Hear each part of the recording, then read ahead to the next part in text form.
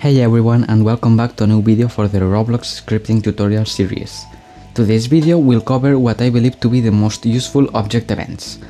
These allow you to run a function or a piece of code whenever something happens. To use this, you need to first reference the instance, followed by a dot and the event name. Then type colon along with connect. Then finally, between parentheses, you need to type in the function that will be called whenever the event is triggered. The first event I will be covering is going to be .changed. This one will trigger whenever an instance changes in any way. So to cover this one, I will be adding an int value inside replicated storage, along with a script in server script service. Now, as I said before, first you need to reference the instance. So the instance is going to be located inside game.replicatedStorage.value. Then type a dot along with the event name, which is going to be .changed. And then colon connect.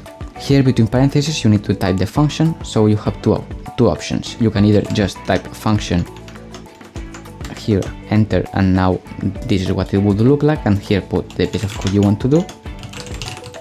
And now if we run this, for example, and we change the value's value, you will see how it will print it in the output. So here you can just go function, I change it, and here it printed change it.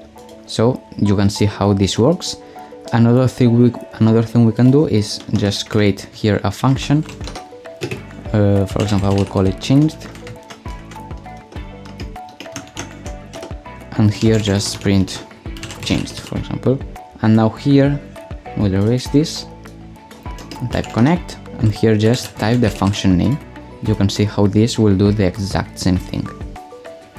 I go to the server, here change the value, and it prints it. Alright, so this would be pretty much this changed event. Alright, so the next event is going to be mouse button one click. So this one is mostly used in UI buttons, so I will be erasing both the script and this value, add a screen UI here along with a text button. I will place this one here and add a local script inside the button.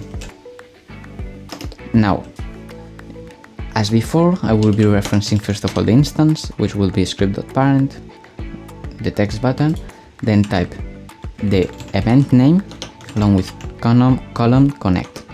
Here just type the function, and here I will be printing clicked, for example. And now this event, as I said before, will trigger whenever I click the button. So I click it and it prints. Right clicking doesn't work, but if you wanted to detect right click, you will need to change this 1 for a 2. And now you can see how whenever I click the button with a left, so that would be pretty much the mouse button one click. Alright, so next up we have the ChildAdded event. So for this one I will be erasing all of this, and I will add a script in server script service. Now this event will trigger whenever an instance has another instance added in it. So in this case I will be working with the replicated storage. So in the replicated storage of ChildAdded, connect function, and here you can actually pass one parameter which will be the child that was added. So now here I will be printing the child's name.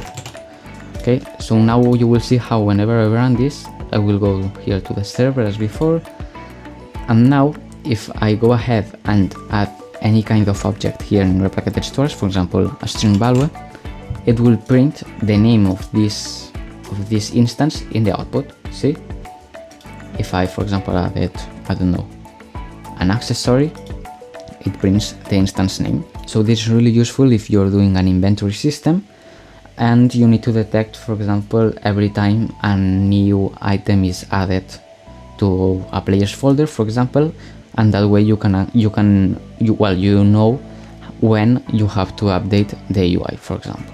Alright, so the next event is really similar to this one, and it's going to be ChildRemoved. So you use it the same way as the other one. Just type ChildRemoved instead of ChildAdded, And now if you will run this, I will switch to the server, remember to do this, and I will add, first of all, add a value here. So now you can see how nothing is printed, but when I remove it, it does print the instance name. So this is pretty much this ChildRemoved event. So that will be everything for today's video. I encourage you to experiment a lot with everything I have thought so far in this channel. Also, if you found this video useful, feel free to like and subscribe so more people find this channel. Bye!